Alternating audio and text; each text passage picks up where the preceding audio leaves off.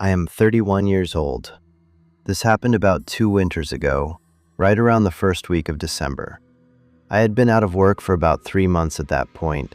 Nothing dramatic, just a company-wide layoff. The kind that hits without warning and leaves you staring at your ceiling at 2 in the morning, wondering what the next 6 months are going to look like. I had some savings. Not a lot, but enough to buy me time if I was careful. To stretch things out, I started selling stuff I did not need anymore. Old gaming gear, a camera I never used, some furniture from the spare bedroom. I was listing everything on Facebook Marketplace, and honestly it was going pretty well. Nothing life-changing, but a few $100s here and there made a real difference when you were watching every single expense. I lived alone in a small house in a rural part of eastern Tennessee. It was the kind of area where the nearest grocery store is a 20-minute drive, and your closest neighbor is far enough away that you genuinely cannot see their lights at night. I had moved there 2 years earlier for a job that ended up being the same one I got laid off from. The plan was always to eventually move somewhere bigger, but you know how that goes. Life slows down, and the plan stays a plan. Anyway, in early December I listed a fairly expensive mountain bike. I had used it maybe 4 times. It was a good bike, and I priced it honestly.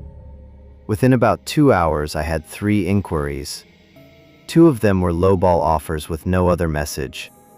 The third one was different. The guy wrote a full paragraph. He said his name was Daniel, that he was shopping for his teenage son for Christmas, that the price was fair, and that he could meet whenever worked for me. It read like a normal message. Friendly. No red flags at all. We went back and forth a few times and settled on a time 2 days later, a Saturday afternoon. Now here is where I will say something that felt small at the time but became very relevant later. When I asked him what part of town he was coming from, he said he was about 40 minutes away. He then asked if I would be willing to meet him somewhere between us instead of at my house. That part I remember clearly because I actually appreciated it. I had read stuff about marketplace safety before, and I always liked the idea of meeting somewhere public. So I told him sure. We picked a gas station parking lot that sat right on the main highway, about halfway between where I lived and the nearest town. Saturday came. It was cold. One of those dry December days where the sky is completely white and the wind cuts right through whatever you are wearing. I loaded the bike into the back of my truck and drove out to the gas station. I got there about 5 minutes early. There were 2 other cars in the lot, a woman filling up her tank and a truck parked near the air pump. I waited 15 minutes. No Daniel. I sent him a message saying I was there. He replied immediately and said he was running late, about 10 more minutes, and apologized. I told him no problem and waited some more. 20 minutes went by. I sent another message.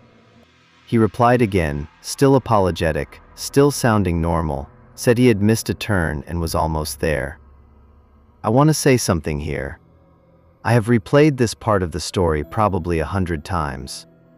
Every time, I try to identify the exact moment I should have just driven home. And every time I land on this one. The second message. Because something about the way he was dragging it out, just slightly longer each time, started to feel less like someone running late and more like someone keeping me somewhere. But I talked myself out of it. It was 2 in the afternoon. The parking lot was semi-public. I had driven all the way out there. I did not want to waste the trip. He sent one more message about 5 minutes later. He said he had pulled off the highway with a flat tire and could I drive up the road toward him, maybe 2 miles, because he did not want to ride on the rim all the way to the gas station. I sat with that for a moment, and then I did something I cannot fully explain. I drove. I turned north on the highway and went about 1.5 miles before I spotted a car pulled off on the shoulder with its hazard lights on. I slowed down and pulled in behind it. It was a dark green sedan, older, and the hazards were blinking, but there was nobody standing outside. I assumed he was in the car keeping warm. I parked and got out. That was the moment everything shifted. The area around me was completely empty. No other cars, no buildings visible, just flat highway with tree lines on both sides. The wind had picked up. I walked toward the driver's side window and peered in. The car was empty.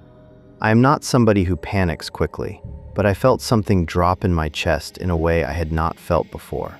I turned around, looking both directions on the road. Nobody. I looked toward the tree line on my left. Nothing moving. I walked back to my truck fast.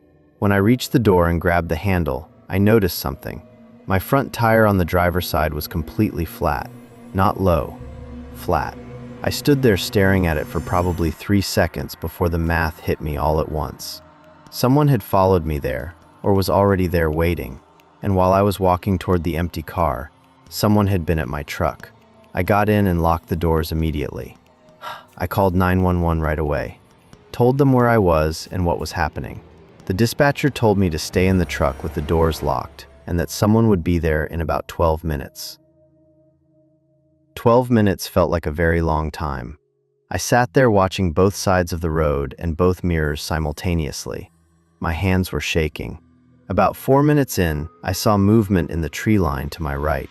A figure stepped out onto the shoulder about 30 yards ahead of me. He just stood there. I could not make out a face clearly. Jeans, dark jacket, hands at his sides. Just standing there, looking at my truck. I leaned on the horn, long and loud. He did not move for a moment, and then he turned and walked back into the trees. The deputy arrived about 8 minutes later. By then, the figure was gone, and the green sedan was gone. They had moved it, or driven it off, sometime while I was sitting there, and I had not even seen it leave. I had been watching ahead and missed the mirrors at some point. The deputy found the cause of my flat tire quickly. The valve stem had been deliberately removed. It is not something that happens on its own. It takes maybe 15 seconds and leaves the tire completely flat without any visible damage to the rubber, which is part of why it is used. It looks like a normal flat at first glance. The Facebook account that had been messaging me was created 4 days before our conversation. The profile photo was a stock image. Daniel was not a real person. The police told me that the setup, a delayed arrival, a redirect to a secondary location, disabling the vehicle, was a documented pattern in the area. There had been 2 similar incidents in the same county in the previous 8 months. In one of them, the person got out of their car at the redirected location and was robbed at gunpoint. In the other, the person drove away before anything happened. They never caught anyone for either case.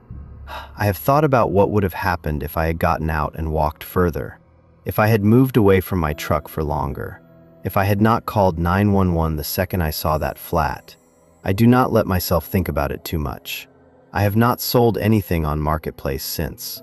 I know that probably sounds like an overreaction to some people, but standing on the shoulder of an empty highway in December, watching someone walk out of the trees and just stop and stare at you, it changes the way you think about a lot of things. I do not know who Daniel was.